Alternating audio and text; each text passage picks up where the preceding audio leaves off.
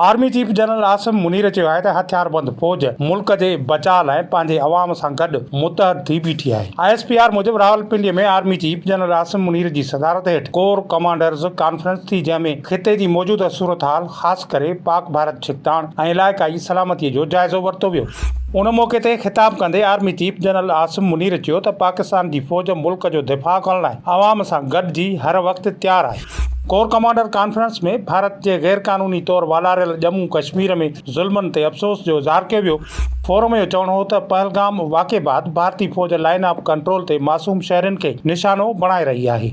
ISPR मूजिब forum ॻणतीअ जो इज़हार कंदे चयो त भारतीय फौज गैर इंसानी ऐं शर्मगेज़ कार्रवायूं छिकताण खे वधाइनि थियूं, जंहिंजो असराइतो ऐं काराइतो जवाबु ॾिनो वेंदो।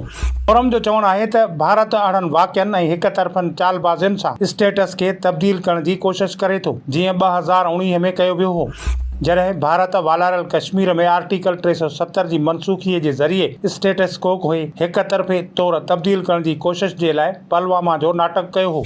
कोर कमांडर कॉन्फ्रेंस में चयो वियो त पहलगाम वाक़े जो मक़सदु पाकिस्तान जे ओलह वारनि सरहदुनि ऐं इक़्तिसादी बहालीअ लाइ कोशिशुनि तां तवजो हटाइणु आहे।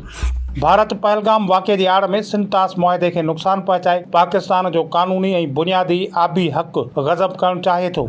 पाणीअ खे हथियार तौरु इस्तेमालु करणु इंतिहाई ख़तरनाक आहे, छाकाणि त उन सां न रुॻो पाकिस्तान जी 24 करोड़ आबादी मुतासिर थींदी, पर ॾखण एशिया में अदम इस्तेहकाम में बि इज़ाफ़ो थींदो।